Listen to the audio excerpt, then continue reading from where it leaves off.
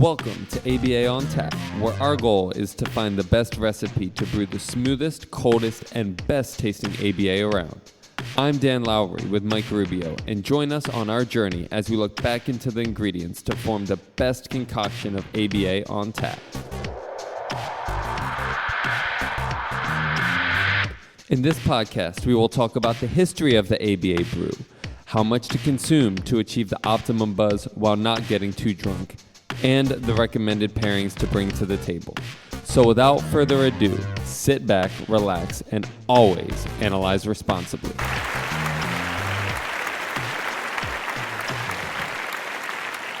All right. Welcome back once again to ABA on Tap. I am your co-host, Mike Rubio, along with my esteemed colleague, Daniel Lowry. Dan, how you doing? Doing great, Mike. How you doing, brother? Doing good, man. It's really good to be back. It's been a little bit of a hiatus for us. It's been a while since our last episode, and though we haven't committed, to sort of a weekly routine, we do take pride in taking our time to explore our topics and then come back with a nice chunk of discussion for people to digest.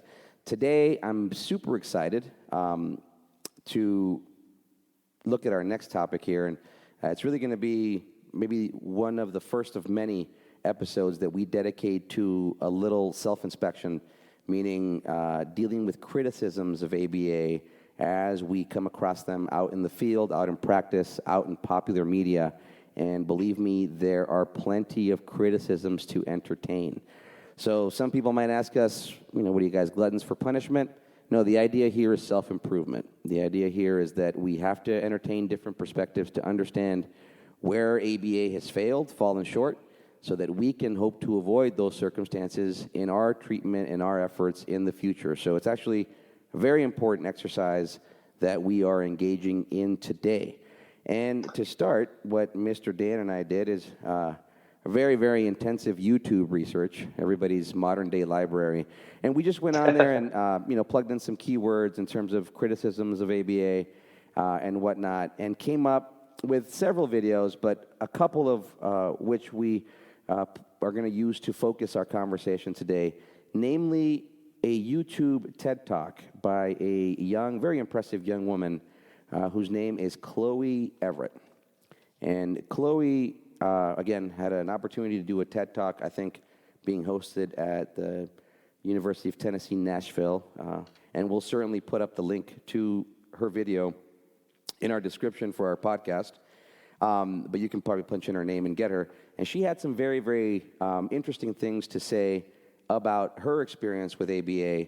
Again, being somebody who's very eloquent, indicated that she is on the spectrum or has a diagnosis, although that's been a sort of a confusing journey for her.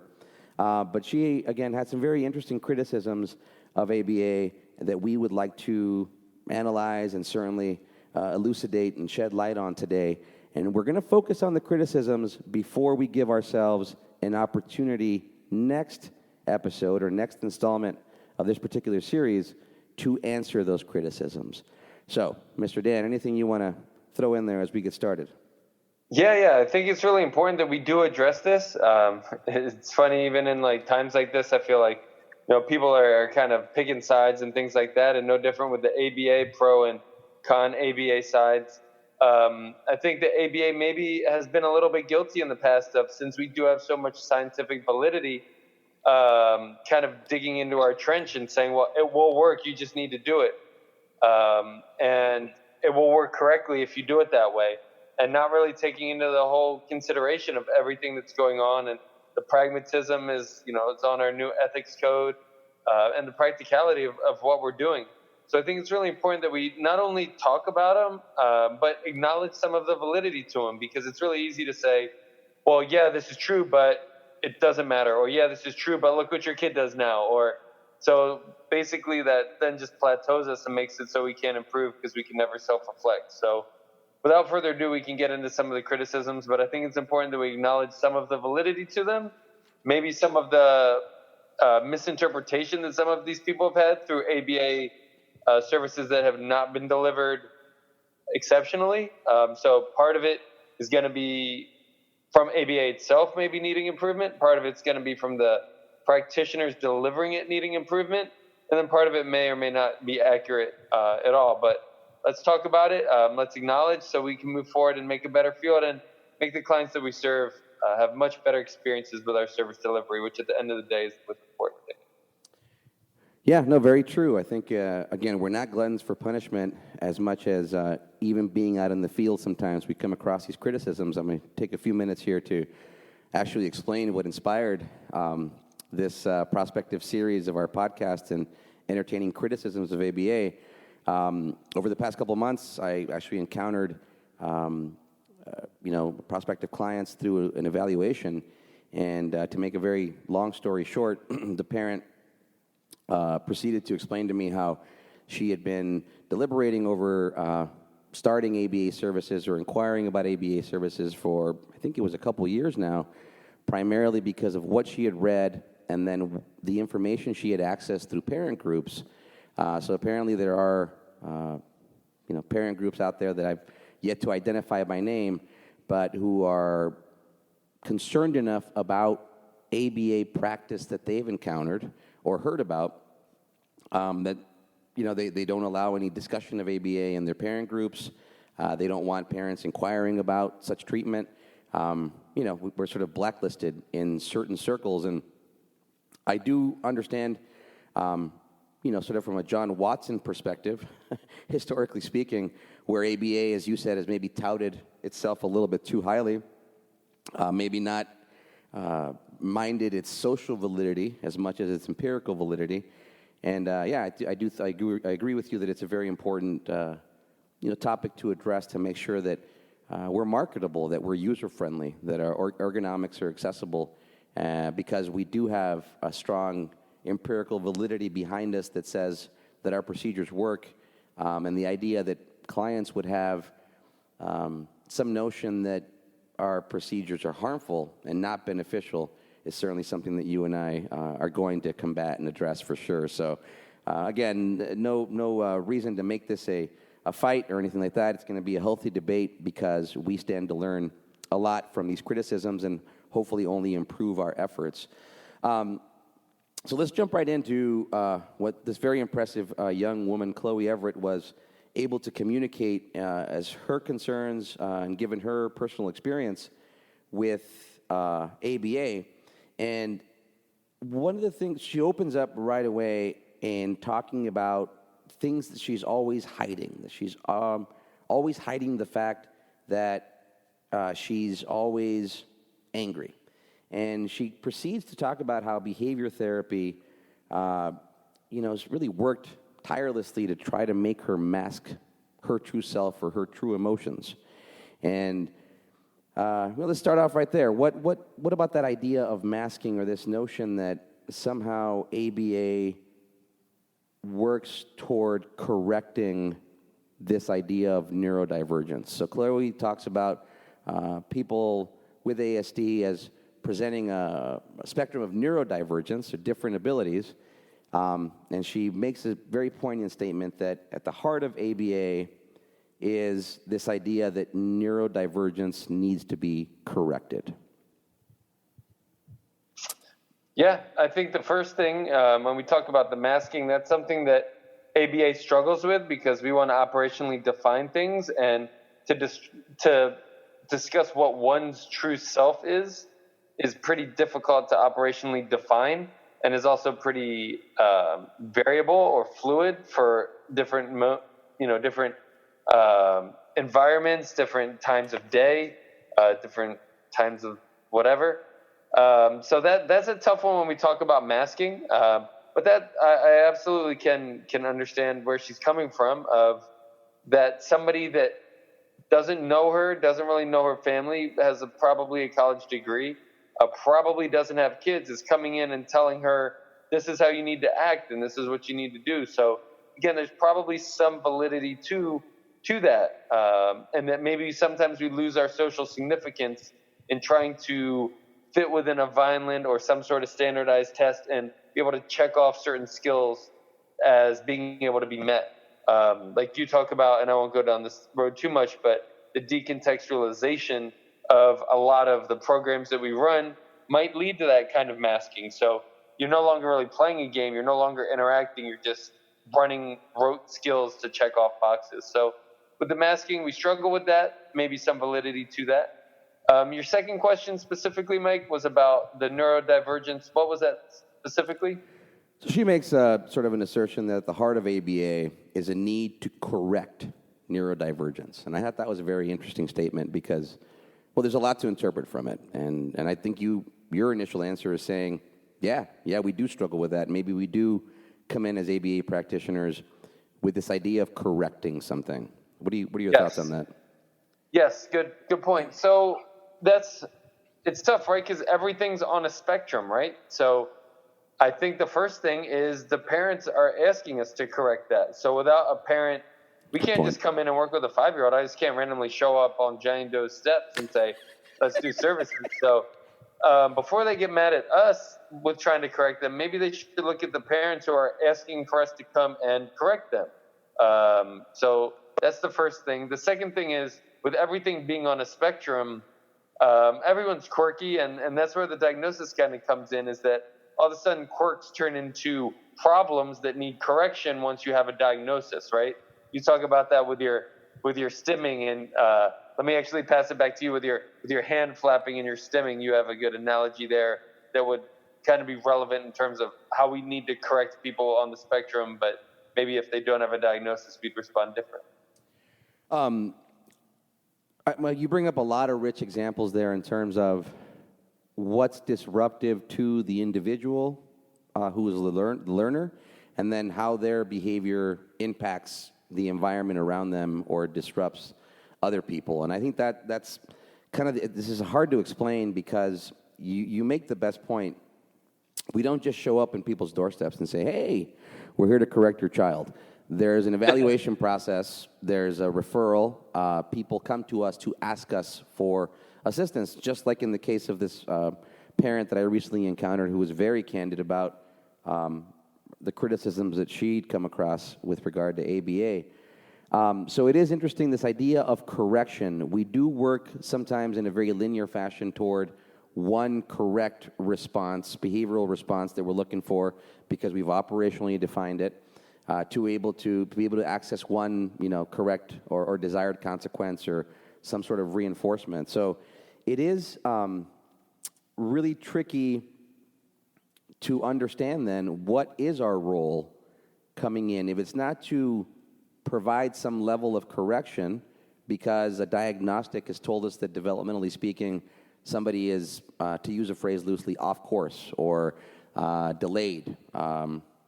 Many terms that we try to conjure up to be sensitive but be precise at the same time. So if it's not to come in to correct, what is our role there? And that might be something that will allow us to decipher this criticism a little further.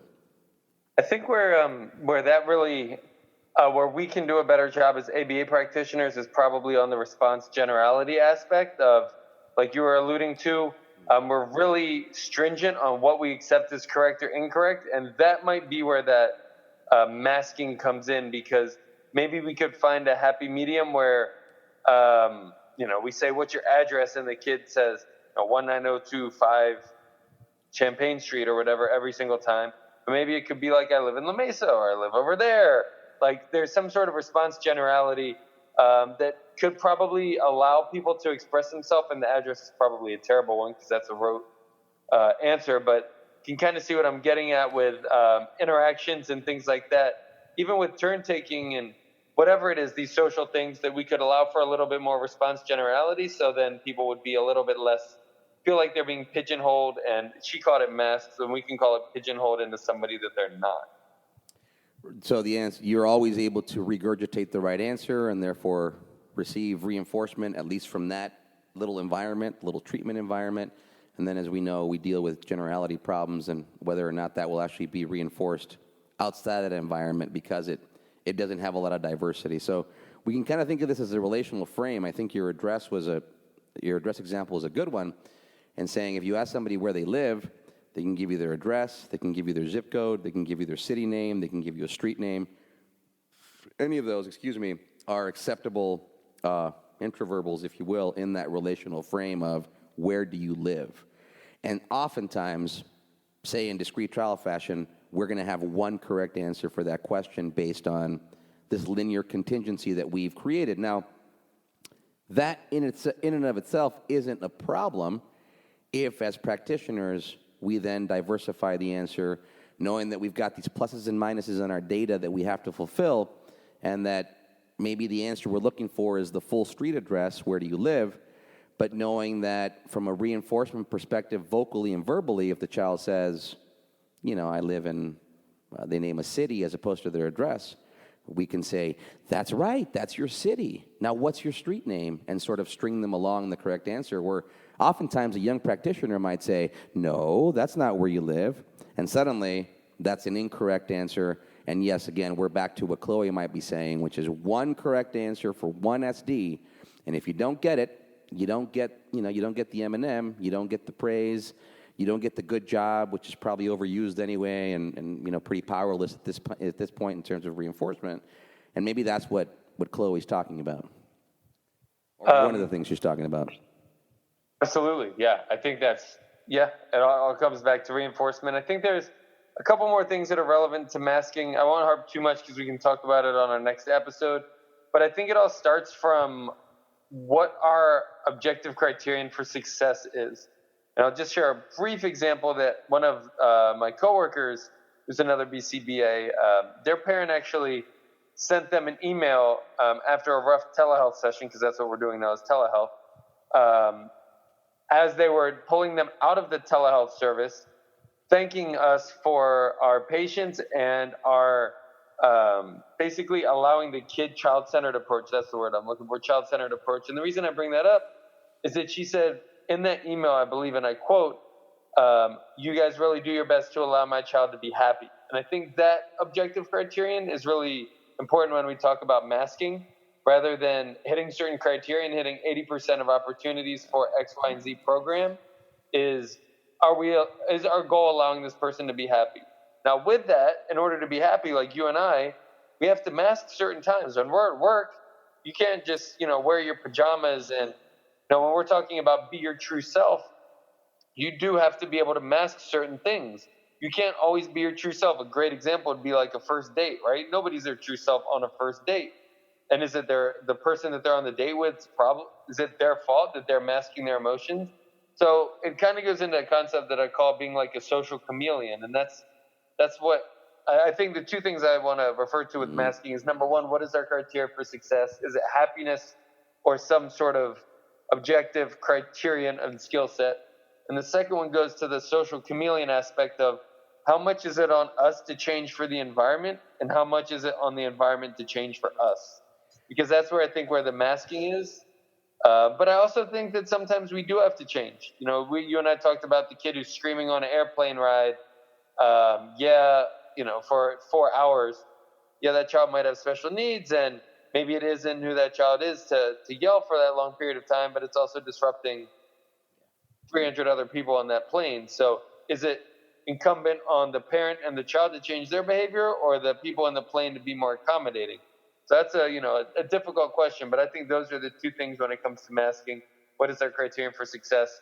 And do we need to change, or do they need to change that lead us down one path or another with masking? That's a really good way to put it. And I think that one of the things that we'll have to circle back to and come back to in the next installment here as we look at solutions or we dissect these criticisms is sort of our impetus to change to then create change, right? So to kind of give one answer to your question is it's probably going to have to be us to some extent in looking at more multiple exemplar training and looking at more of our differential reinforcement techniques and approaches so that we move further and further away from singular linear contingencies where there's only one correct behavior for one particular antecedent or SD, and then, given one particular consequence.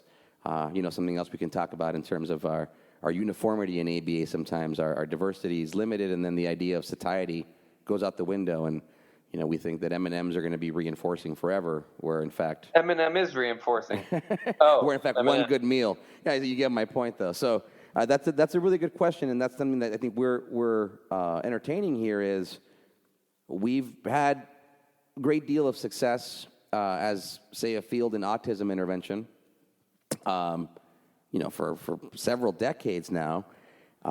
Have we changed enough? Have we progressed? Or can you walk into any given home-based treatment, say here in California, and still see, Lovaas circa 1972 being carried out? And I think that unfortunately the answer is yes. You still see this very laboratory-oriented, not very child-oriented piece. And Chloe talks about that. So let me actually jump right into that because she makes some really strong assertions. And I'm going to go ahead and be a little bit critical of very impressive young woman, Chloe Everett. I can't say that enough.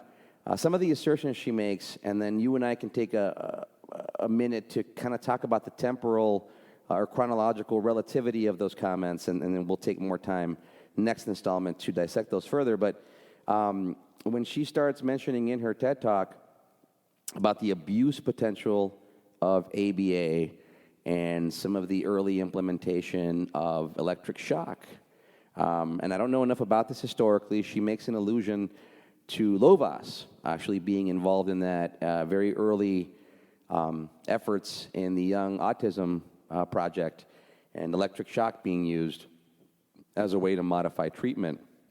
She also talks a little bit about the extension of that into mental health areas, and then even things like gay conversion therapy, which definitely don't have the scope or knowledge to go into that topic, but to associate what we do every day with those approaches obviously is going to be of concern to us. I don't consider what we do every day anywhere close to what these are, although I know that our methods have been used for such efforts. And of course, you and I both know that aversive stimuli as consequences aren't outside of our scope of practice, although our liability pretty much eliminates our possibility of implementing those. Yeah, I think the gay conversion therapy, again, just goes back to the masking as well of somebody's coming in, and I think I forget the exact term she used, but she said, like, the case manager sits on her chair and barks orders and told me what she wanted. Yeah, there was a 20-something and then a 50-something-year-old person who was barking orders and telling me what I needed to become when I got older. So, yeah, I think that's kind of where she was going at with the gay conversion therapy, the reference basically, or the analogy, saying that just like in gay conversion therapy, which I know nothing about, but I assume it's somebody telling you need to be something that you don't feel like you need to be. She was using that analogy to say there was this case manager telling her that she needed to be somebody that she didn't want to be. But again, it's tough, man, and we can talk about it in another episode if you prefer. But we're talking about somebody who, at a younger age, probably had very limited social skills and maybe limited vocal skills. So it's very tough to be introspective and say, yeah, I didn't want to be there at that time. Just no different than an elementary school kid doesn't want to do their homework. But when they're 30 years older, they're glad they did their homework and got their college education and got a good job? Probably so. So yeah, maybe at the time she looks at it and maybe she even has resentment. And I'm sure it could have been done differently because it could still be done differently. And we're, 15 years more advanced than we were when she did it. But there also is probably some validity or some benefit that she may not be seeing that she's living now from the therapy that she received. So, interestingly enough, right, let's say you're a parent who is looking into ABA services for your child. You come across the stream of criticisms online. You come across Chloe's TED Talk, and maybe you've already initiated services, and she says, yeah, all ABA is this 50-something lady sitting on my couch as this 20-something plays board games. If you're that parent and you started services, that description might ring rather true in terms of the setup.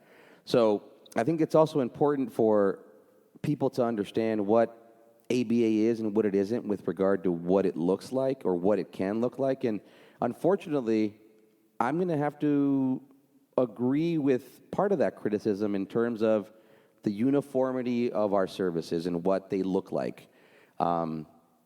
Phrases like "good job" or just even the tone I used to say that, right? The upspeak.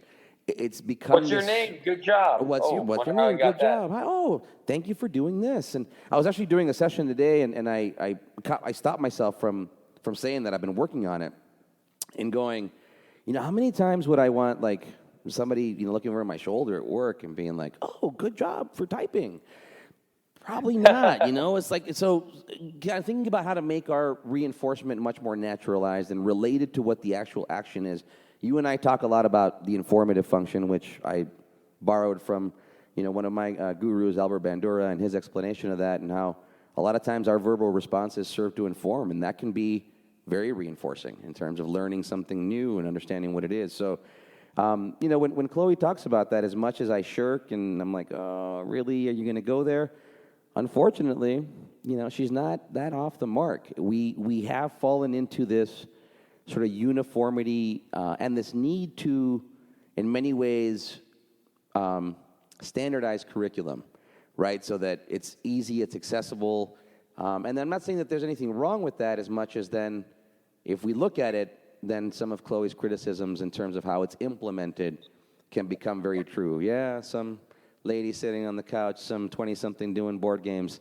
Yep, okay, yikes. And again, not that I agree with her in its full conception, but if you're a parent listening to her TED Talk and you've got your own, skepticism, that might ring true immediately, and suddenly everything else she's saying is also ringing true. Now, we have to admit, yes, electric shock, John Watson, very, very large blemishes in our ABA past, in our experimental past.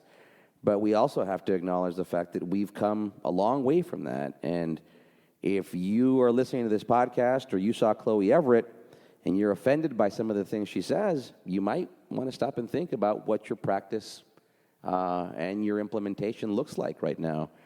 Because it is up to us. Lovas was in his time and did what he knew with the tools he knew.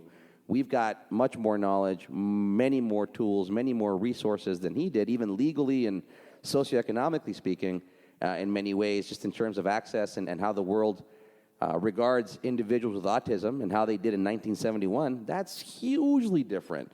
And, the whole world now supports treatment, and we see the possibility of integrating these individuals into quote-unquote regular life. Somewhere in there, our efforts are taken by somebody like a Chloe Everett and construed as masking, as trying to really squelch somebody and make them something they're not. So, again, I know I threw a lot out there, but as much as I want to disagree with her criticisms, like we've been saying throughout this podcast, there's certainly a semblance of truth, as uncomfortable as it might be, that we have to recognize in what she's saying. Absolutely. Yeah, I guess to put a bow on it, I think, as much as it pains me to have it be compared to gay conversion therapy, because, we try not to stay very politicized, but I got to say I'm pretty against gay conversion therapy. I'm pretty pro-ABA. I think what happens is there was just some objective measures that people have to, for insurance companies and things like that, to determine what happiness is and what success is in life. And a lot of that's around independence. And those are the skills that we target. So if some of those skills are masking, then maybe we can work on it on our end as well. I think that's the importance, too, of the parent, the initial treatment plan being reviewed with the parent and making sure they're on board. Because really the client should never be upset at us. They should be upset, if anything, at the parent, because they agreed to everything and they're their guardian. But yeah, let's maybe move on to another one. I know there's a lot of other criticisms we have. I can think of a few as well, but I know you have a nice list over there. So I'll pass the ball back to your court, sir. She made a lot of key points, used a lot of good phrases. So another premise at the heart of ABA, according to Chloe Everett, is that we aim to make our clients indistinguishable from their peers. Now, on one end, what is wrong with that? On the other end, what is wrong with that, right? So you get my point, is where in there can we take Chloe's criticism and go, yeah, that's true. We are kind of squashing the individuality of a person based on these diagnostic traits. And then you've been asking the question, so where do we change and where do we expect all the change from the individual? So as professionals in the field, it's easy for us to think about, it's easy for us to showcase a certain tolerance. And I'll use that word very specifically because that's what it is, right? I'm a teacher in a classroom, and I've got Billy in the corner who likes to call out and raise his hand and go, ooh, ooh, ooh, me, teacher, me. And I'm able to ignore him and call on somebody else and show him that you got to raise your hand, but do so quietly, where teacher B might tear into Billy and say, you have to sit quietly, and you have to da-da-da. So where in there do we fall, or is it both of those extremes and everything in the middle? Where is Chloe right? Where are we right? What you have on that for me, Dan? That again just comes down, I think, to response generality and being indistinguishable from your peers. So everybody has to be able to read. Everyone, should know 1 + 1 is 2. Very Everyone well. should know what their address is. So in terms of that, am I indistinguishable from you? Yes. If you were to take 50 of my friends, we all would know what our address is. So if you want to just boil it down to a sheet, an assessment tool, then in some ways we're going to be very indistinguishable because we have a certain skill set. But I think that response generality is the importance of how those answers are delivered, with a little bit of pizzazz or a little bit of quirkiness or funk or whatever you want to call it, allows us to be distinguishable and undistinguishable. So we're undistinguishable on paper, but we're distinguishable in person, if that makes sense. That's how I would look at it. And I know you have we work with some therapists sometimes that want answers delivered in a certain way all the time. And then, yes, sometimes we can almost force kids to be robotic or clients to be robotic because we're only accepting a certain answer. But with some level of response generality, then we can be indistinguishable with a similar skill set. That's really well described. It reminds me of a situation earlier in my career where I was working on a school consult at a high school, and kiddo, we use the phrase high functioning. He's actually taking a calculus class, so I would say it qualifies as high functioning. And every time this particular student would get an answer correct, he would go into this sort of bout of stereotypy. He'd get very excited, and he'd get off his seat, and he would jump up and down and sort of make these vocalizations and flap his hands up and down. And the IEP team, everybody was, how are we going to change? We need to stop this behavior. And we kind of went at it for, probably longer than we should have. I don't remember how long. But finally, everybody came to the realization that it wasn't really the kid's behavior that had to change in that instance. It was everybody else that had to accept the fact that that's the way he responded when he was excited to getting a correct answer, excited from getting a correct answer. And again, then it became a matter of not stopping the behavior, but containing it, meaning, okay, we're going to give it 5 seconds so you can cheer, and then you do have to sit down and be like everybody else, indistinguishable from everybody else, because then after that, your behavior does become disruptive to the rest of the group. So where some people might say, well, then you might be picking on that student or discriminating against them for their behavior, one could also say, well, actually, no, we're helping to teach them and progress their learning so that they're able to access this environment like everybody else and then go and access their own privacy. And at that point, do whatever they wish, again, within certain legal and social parameters. So, it is an ongoing discussion to figure out what is, in trying to give somebody socially significant new learning, how often are we inadvertently infringing on their individuality? Yeah, no, that absolutely makes a lot of sense, man. I agree. Again, it's always a spectrum, right? So you're talking about infringing on your peers. Like, you can do it within a spectrum, and then it becomes a nuisance to the peers, and then a socially significant, or you even want to take ABA therapy out of it, they're at a school or something, their peer might say something or act on it because now they're getting annoyed. So there's a spectrum of people's tolerance that probably should be respected. And then once you exceed that spectrum, and so the ASD, right, there's a spectrum of individuals that might just be considered introverted or a little antisocial, and then at some point it becomes ASD. Same thing with what you're saying. There's a spectrum of, this individual hand flapping and being quote unquote disruptive that's acceptable, and then it becomes too disruptive. And with that too, there's a spectrum. So when we say address, right, there's kind of like socially appropriate ways of saying it, right? We usually say the number, the street name, the city name, the state, and the zip code. Well, we could say the zip code first, but there's just certain ways that we do things. And is that infringing on my individuality that I can't say I live California 92117, San Diego 2867? Like, I could do that. That's my individuality. But there's also just certain things that we kind of succumb to for the betterment of others, or the more understanding, I guess, for lack of a better term. So-called norms, or what we say, norms, call right? it technology in ABA. We're using a similar set of terms so that we all know what everybody's talking about. Yeah. That's a really good point. And just to kind of use that as I hope it's not a mundane example, but the idea that you might give the SD, in a session, what is your address? And the kid goes, oh, it's 92741 3751 X Street. And any given RBT could say, no, that's wrong. The street goes first. Or some of us might say, okay, yeah, you got all the right pieces. Now let's put the street number and name first, and then the city, and then the zip code. And maybe somewhere in there lies one of the differences, between sort of a new progressive ABA and the stuff that Chloe was exposed to.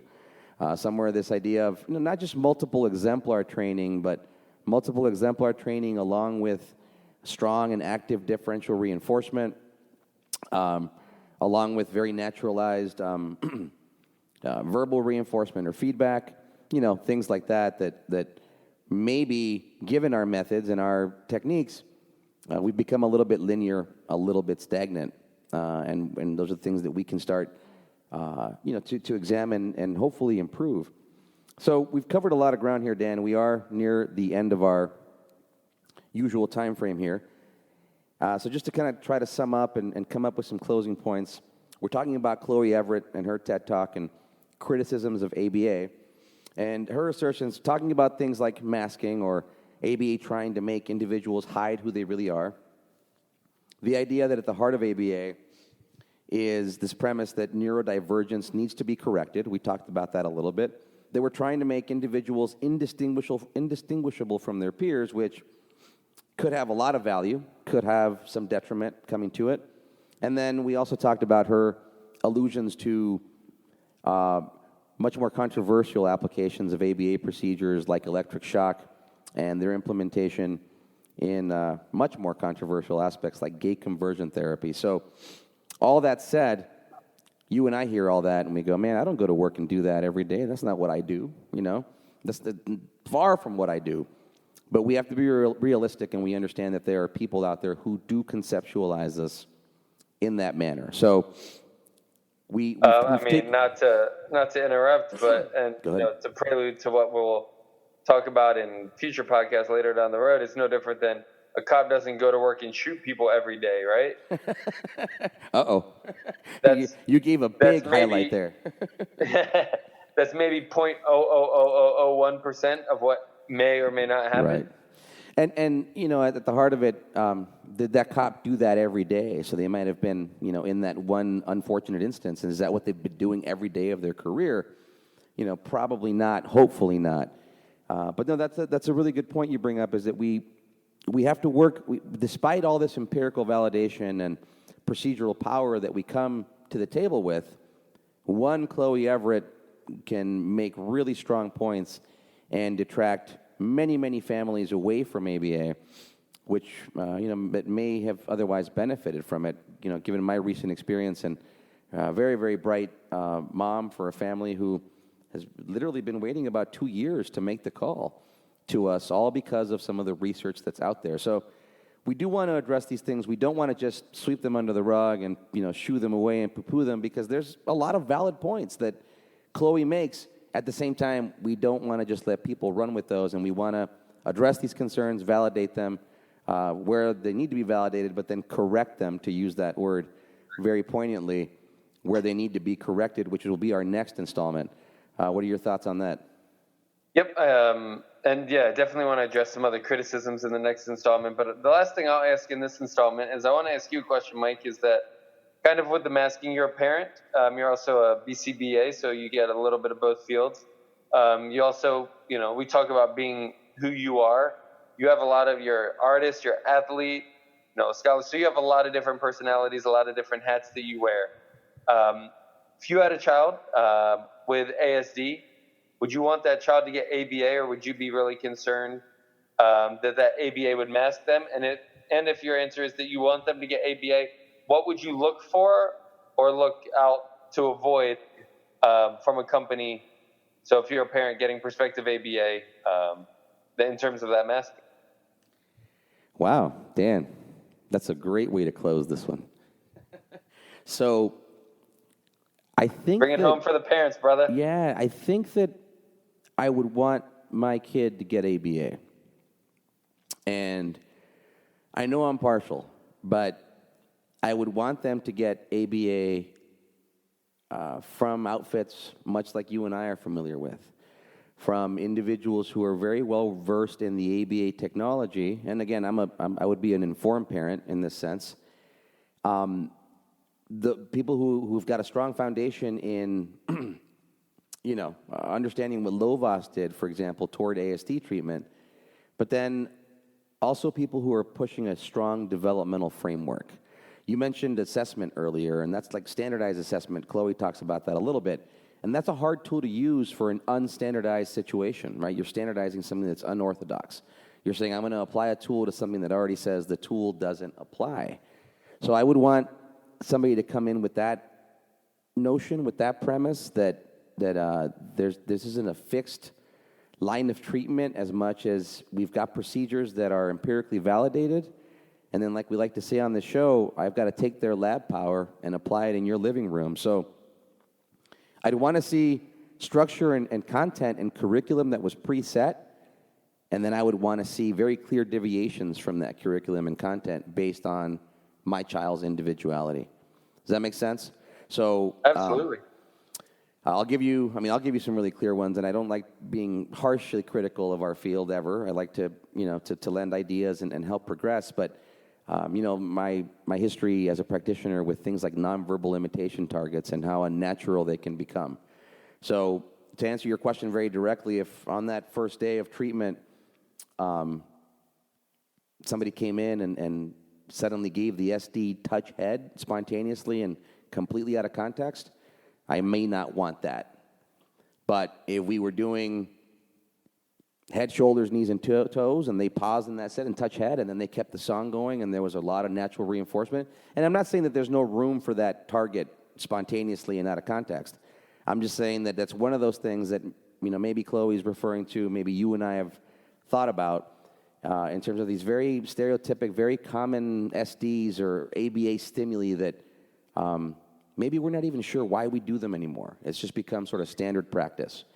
So that's the stuff I'd be looking for, is a real client, child-centered, play-based approach. Again, thinking this would be a young child, because I would be wise enough to start early intervention as soon as possible, and as soon as I saw, any signs of concern. And then on top of that, to kind of harken back to maybe what our critics are saying, is in seeing that structure, but then that variation from the structure, I'd want to find that humanity, for lack of better phrasing. So the idea being, yes, your child has autism, and yes, we use ABA to treat this condition, but that doesn't mean that there's one treatment for your child who has autism and is like everybody else that has autism. And it's one thing we know is that there's much more individuality and variation within ASD communities than there might be even within quote-unquote neurotypical communities, right?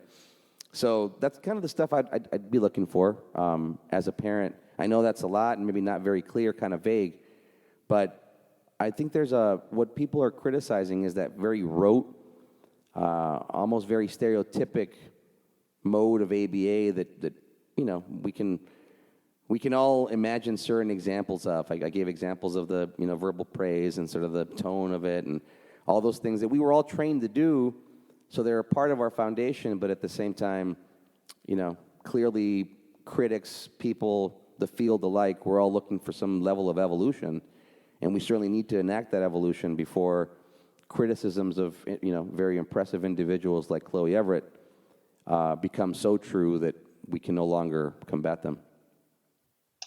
Makes sense. So I guess in closing, you would want ABA, but you'd be really critical if you delivered it. You'd want it to be as naturalistic as possible. Some structure, so they're just not going off the whim, but delivered naturalistically, fluidly, and allowing your kid to still be who they are within context. So right. I think that's a great way to wrap up this whole Chloe part. I think so too. This brings our latest installment to a close. Thank you so much for listening. We still have episodes 2 and 3 on this series as well. Yes, we will be coming back with a second and third part of this installment because it behooves us to address these criticisms. We're not saying that just because we're highlighting the criticisms that Chloe lent, that we believe they're true. We agree that she's impressive. We understand the history that applies in terms of electroshock and gay conversion and all those things, but we also understand that time passes and that 1971 was many decades ago. So we do want to say in closing that for any practitioners out there that this sort of hearken true, maybe look at progressing or evolving your practice a little bit. And for our next installment, to answer Chloe's criticisms, we'll be excited to highlight some of the things that we like to put forth in terms of our ABA practice that we believe helps this evolution. So thank you for listening. As always, stay safe and be very safe out there, especially now. And cheers, my man. Good talking to you. Always analyze responsibly. Always Cheers, analyze responsibly. Take care.